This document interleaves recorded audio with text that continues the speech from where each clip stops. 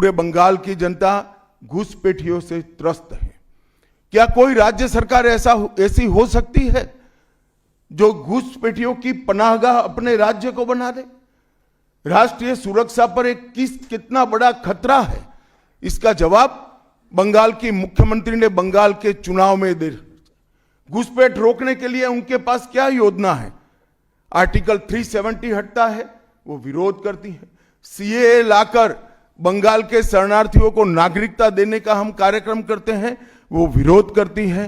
और वो ठीकरा फोड़ते हैं कि बीएसएफ है, वो रोक नहीं रही है। 50 জনের বেশি বিজেপির এমএলএ যে রাজ্যসভার সাংসদকে পদ্মফুল চিহ্নে জিতিয়ে রাজ্যসভায় পাঠিয়েছে, সেই বিজেপির সাংসদ অনন্ত মহারাজ বলছেন যে দেশের স্বরাষ্ট্রমন্ত্রী হচ্ছে সবথেকে বড় ঘুষপেটি আর পাকিস্তানি।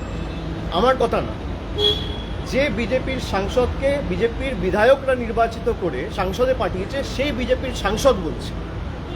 2 মাস আগে লোকসভার সাংসদ রানাঘাটের জগন্নাথবাবু সে বলছে যে বিজেপি যদি বাংলায় ক্ষমতায় আসে তাহলে আর বর্ডার বলে কিছু থাকবে না।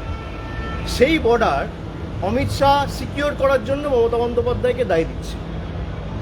যে বিজেপি দলের সাংসদ বলছে যে যদি বাংলায় বিজেপি ক্ষমতায় আসে তাহলে ওপার বাংলা আর এপার বাংলায় এক করে দেবো, কোনো কাঁটাতারের বেড়া আর থাকবে না।